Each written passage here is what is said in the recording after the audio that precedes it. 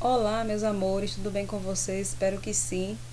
Professora Maria Antônia falando e hoje nossa aula de matemática será sobre transformações geométricas, simetrias de translação, reflexão e rotação. Eu espero que vocês prestem bastante atenção nos slides para que vocês consigam compreender o assunto e assim também consigam resolver a lista de exercício que será posta logo após esse vídeo. Vamos lá? Então, vamos entender o que é transformação geométrica.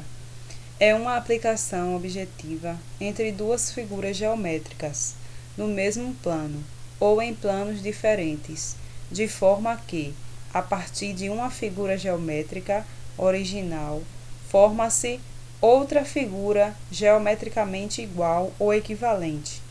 Uma transformação geométrica é, portanto, uma correspondência 1 a 1 entre pontos de um mesmo plano ou de planos diferentes. Vamos entender agora o que é uma congruência.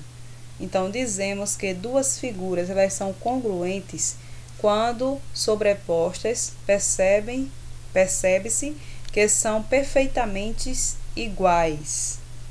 Neste caso, temos uma correspondência entre as medidas dos lados e ângulos e a manutenção da forma e do tamanho. Exemplo: Maria construiu o triângulo de vértices A, B, C. E João construiu o triângulo de vértice D, E, F, como vocês podem ver na figura, como mostra na figura a seguir. Observem que o triângulo de Maria, ele é congruente ao triângulo de João. Por quê? Porque ele apresenta o mesmo tamanho, eles são iguais, não é isso? O que diferencia são as letras, né? Que no caso aqui A, B e C, e aqui D, E e F, só isso. Então, esse caso aqui é um caso de congruência, certo? Esses triângulos são congruentes. Bom, ainda observando os triângulos de Maria e de João, perceba que os triângulos são semelhantes. Eles possuem lados de mesmas medidas e ângulos internos de medidas iguais, porém não são os mesmos triângulos, porque vejam, aqui essa partezinha verdinha aqui, ó, é o ângulo do B, né? Vértice B, e aqui vértice E. Aqui no A também a gente observa que é a mesma medida, tá vendo? Que no D. E o C também é a mesma medida aqui no F. Então, figuras congruentes fazem parte de uma rede chamada transformações isométricas ou simetrias, que por sua vez é dividida em três naturezas: reflexão ou simetria, translação e rotação. Eu acredito que vocês já estudaram simetria lá no 6º ano, que é quando nós temos a figura e a gente divide a figura ao meio, né, para encontrar o eixo de simetria. Mas no decorrer desse slide vocês vão ver alguns exemplos, certo? Continuando. Vamos agora entender o que é reflexão ou simetria. Como o próprio nome já diz, trata-se do reflexo da figura como a de um espelho, ou seja, verifica-se o espelhamento de uma figura em relação a um eixo, que é denominado eixo de simetria. Esse eixo divide o plano em dois semiplanos, separando uma imagem original de seu reflexo, conservando a forma, o ângulo e o tamanho, deixando uma invertida em relação à outra. As figuras que são refletidas têm um ponto correspondente ao outro em cada lado do eixo e mantém a distância em relação ao eixo de simetria.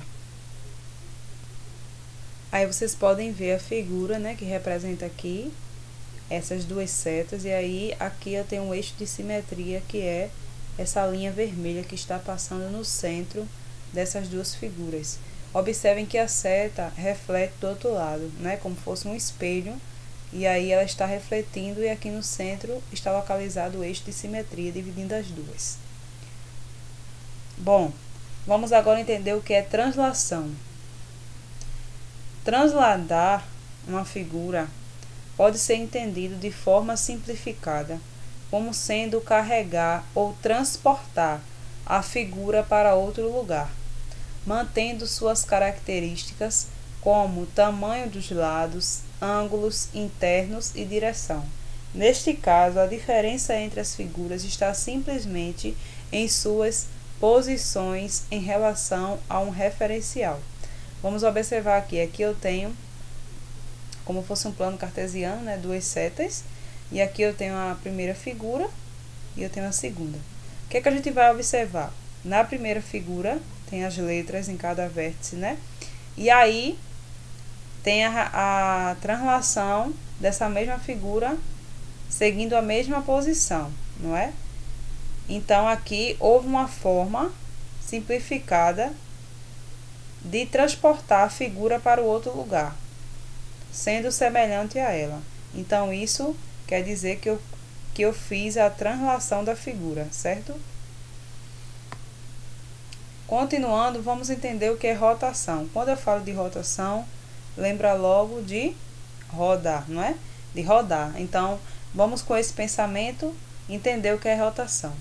Nessa transformação, tomando um pouco de rotação, tomando um ponto de rotação, qualquer segmento que parta do ponto de rotação e chegue em um ponto da figura sobre uma rotação segundo o ângulo escolhido.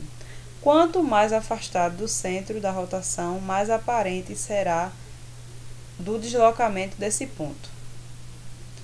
Neste exemplo que vocês podem ver aí, para rotacionar a figura em 90 graus no sentido anti-horário, quando eu falo no sentido anti-horário, é o sentido contrário, certo?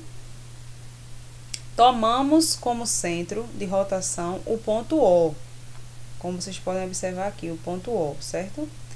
E aí, deve ser o ponto de partida, esse ponto O, para medir o ângulo determinado. E assim, a seta que antes apontava para a direita foi relacionada 90 graus e agora transportada aponta para cima, como vocês podem ver.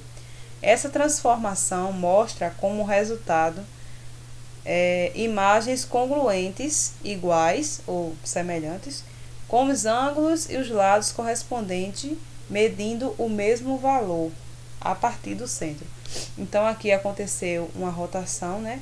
A seta ela estava nessa posição e aí houve uma rotação em que transformou ela, tirando ela do lugar, né, para 90 graus, num ângulo de 90 graus, certo? Então essa é como a gente transforma a figura, né, figura geométrica em 90 graus, assim como também 180, né, que vai ser aqui no caso a metade, né? A gente fez aqui só uma parte aqui para transformar ela em 90 graus e assim por diante.